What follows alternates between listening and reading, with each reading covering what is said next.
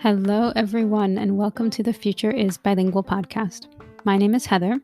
This will be a quick solo episode as I have some things I'd like to announce on the podcast, as I've announced them elsewhere on Instagram and on my new website.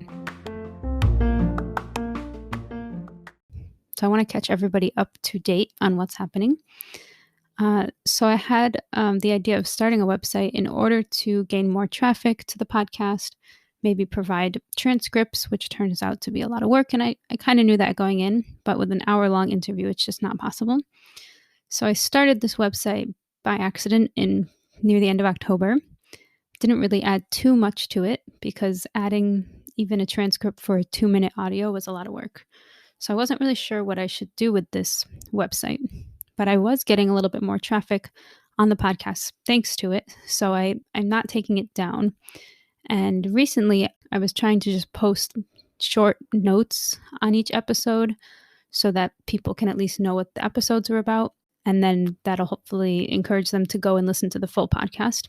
So long story short, the other day I posted a blog post on there that I have not talked about on the podcast. And I don't really know why I wrote about it before I talked about it. It was just a different way of doing it. So I want to tell you guys a little bit about the blog post that I wrote. I'm not going to read the entire thing out to you.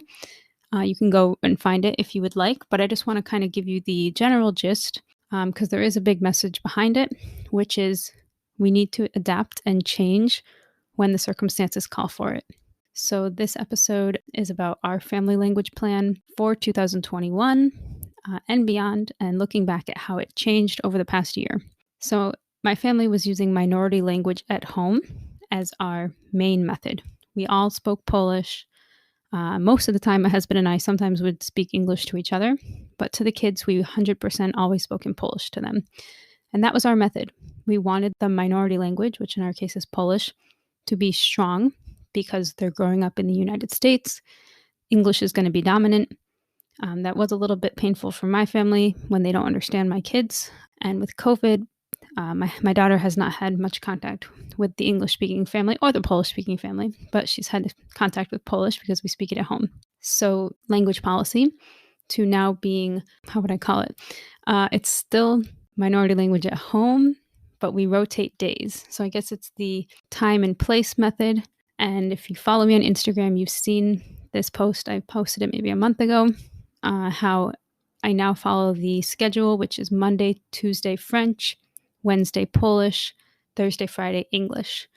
I am the stay-at-home parent, and I'm with my kids for 10 plus hours every day by myself. So I have the freedom and I have the luxury of being home and being able to kind of control those 10 hours. I'm also the one who speaks French. My husband speaks a little bit. And in the post, I just talk about how this decision to move to exposing them to 3 different languages is because we are moving to Canada, hopefully to Quebec, because I'll be studying in Ottawa, which is on the border with Quebec. So my children will need French and English.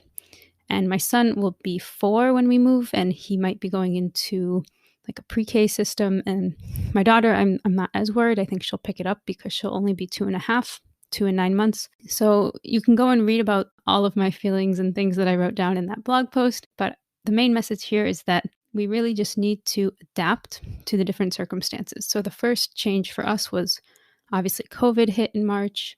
My kids no longer had exposure to English the way that they used to because they used to see my family. My whole family speaks English. They used to see my friends that have kids. So there was a lot of English influence just with play dates. And we used to go to library play dates and all sorts of things that were English dominant. None of that is happening anymore. So I knew that I had to, well, I shouldn't say I knew. It took me a long time to realize that I should be bolstering their English because they're not getting it from other people anymore. I didn't have the luxury of depending on others to give my kids their exposure to English any longer. Then we started considering moving to Canada more seriously. I started to apply, and that's when I started to think I should also introduce some French so that they're not completely lost when we arrive. And as a French teacher, I would just feel terrible if I did nothing for a full year while I could have been helping them get some exposure to French.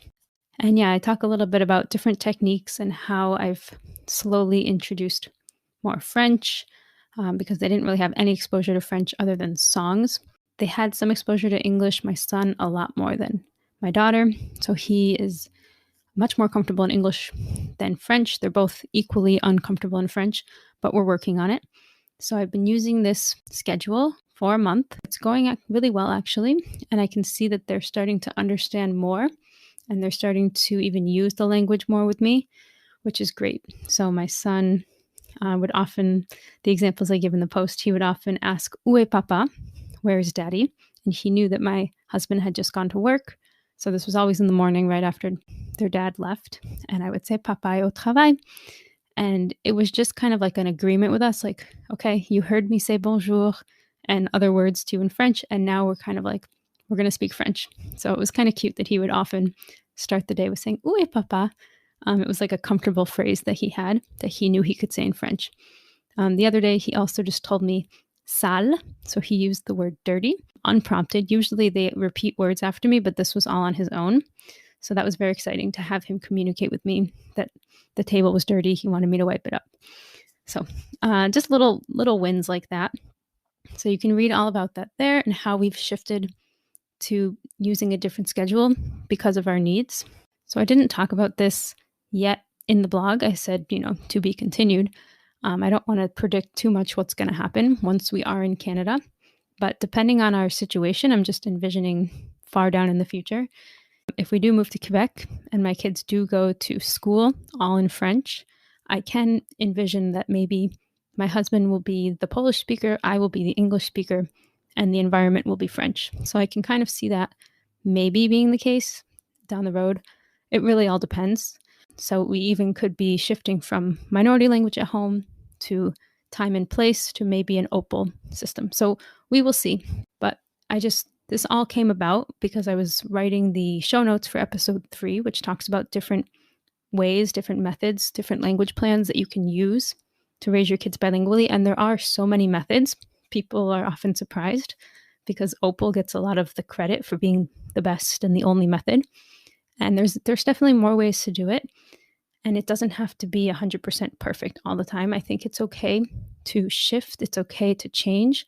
We've all learned that in the past year. 2020 has made us all change our lives drastically.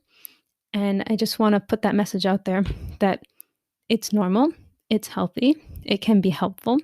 So don't just, choose a method before your kid is born and stick to it, stick to your guns because that's what you've decided.